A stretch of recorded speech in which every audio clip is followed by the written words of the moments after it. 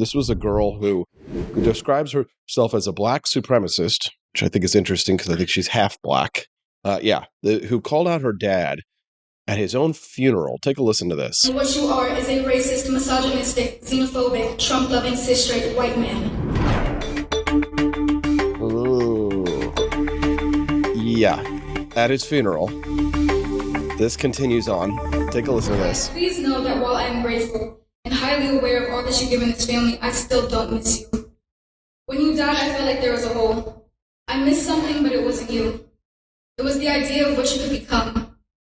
I missed being able to hope and wish that one day you turn a corner and see the world from my perspective. I missed the idea that one day you might help me fight for the things that matter. I missed my fantasy of you.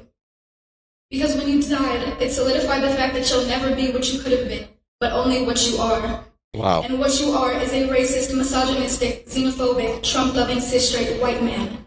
That is all you will ever be to me. And Dad, before you tell me to respect the dead, please remember that you disrespected and disregarded the lives and deaths of entire communities of people with your ideology. You told me to never back down, so I won't. You know for a fact that even against you, I'm not afraid to share my peace. You are everything I aspire not to be, and I refuse to stand up here and sing the praises of a man who is the paradigm of white supremacy.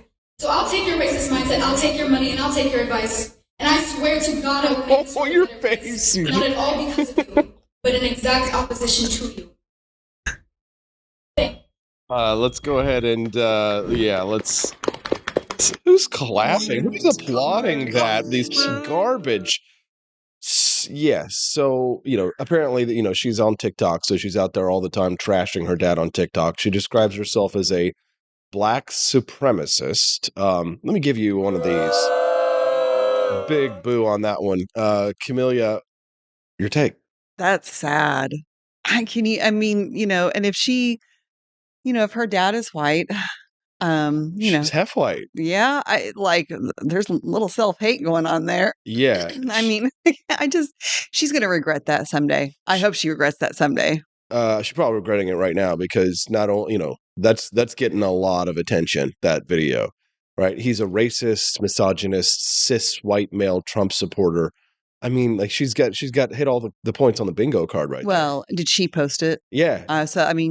She posted knows. the video speech to their TikTok. So she uses they, them pronouns, of course, right? There's your first sign of mental illness. The speech, she says she called him a racist, misogynistic, xenophobic, and Trump-loving cis straight white man. His biggest crime being white. She characterizes.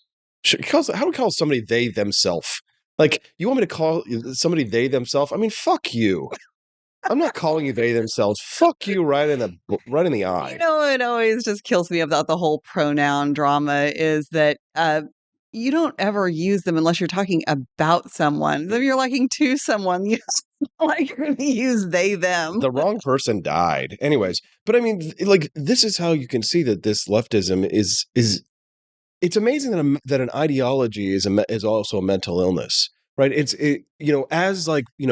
TikTok and social media, we've discussed this as, mental illness has spread as kind of like a hobby and like a career. It's actually a career for a lot of people, right? And these young girls, especially, it's because you do see young men in this, but this is mostly a problem amongst young females, isn't it, Camellia? Yeah, I would agree with that. I think that is the majority of what you see. And it's interesting for all of these things, she is becoming all of these things that she says she hates about him. Mm-hmm.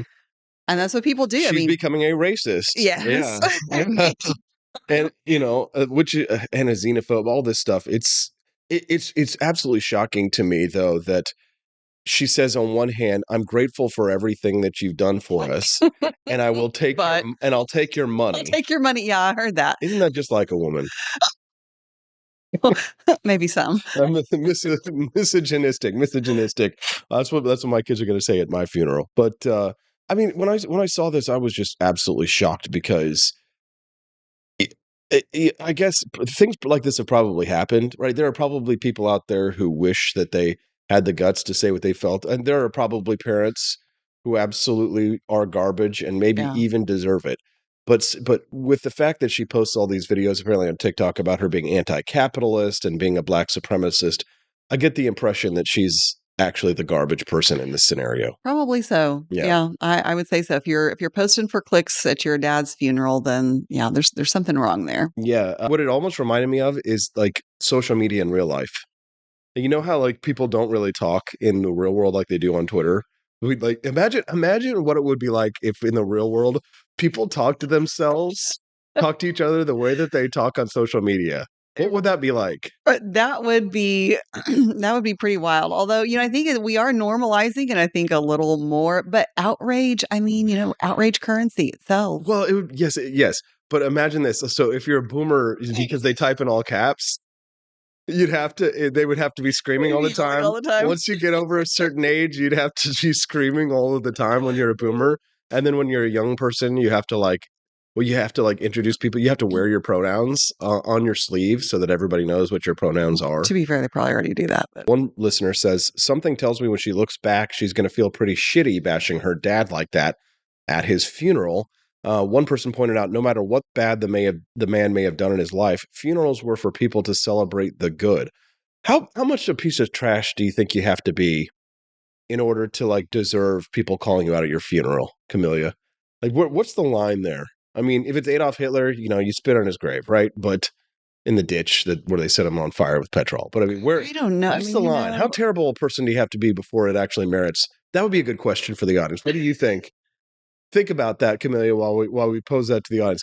How terrible a person do you have to be? I mean, there is some line, right? Or maybe just don't have a funeral if you're that Well, that's terrible. what I was gonna say. I would think the better thing to do would be just to, like they never existed. Just don't remember them. Mhm. Yeah, one person pointed out, no matter what bad they may have done in his life, funerals where people celebrate the good. He has a family. They were sitting in the crowd watching. Although he was bad, that's a funeral, a place to celebrate the good parts of his life, and his family wants to do that in peace. Something tells me that he was probably not that bad. He was probably like the people that we're familiar with on a daily basis, which, while annoying, they don't merit being called out at their funerals for, their whiteness. Maybe. I mean, it's hard to say. I have met people who, Are garbage. are garbage in and they love Trump to their dying day. And, so I mean, they do exist. Well, people hate us libertarians, don't they? Because we're like, you're both shit. They want us to pick a side, and it's like one garbage human being on one side, one garbage human being on the other, and it's like you must Stuck in the choose. middle. Yeah. It's like that guy last night on I can't remember Ian something. There's the Asian guy on Twitter. Oh, Ian Miles Chong. Ian Miles Chong or something like that. And he was just like, he's like, libertarians are the reason that progressives have won, if you think about it and stuff. And it's like, it seems like what conservatives are advocating for today. It's like, we have to take away people's rights before the left does it. You know what I mean? That's what it amounts to. It's like we need to stop them from taking our freedoms. So let's take away people's freedoms before they can get to it. Well, the thing is he even said libertarianism. Well, Yeah. Where has he been? Because, conservative libertarian ideas, come from really the same spot. Mm-hmm. Yep. One of our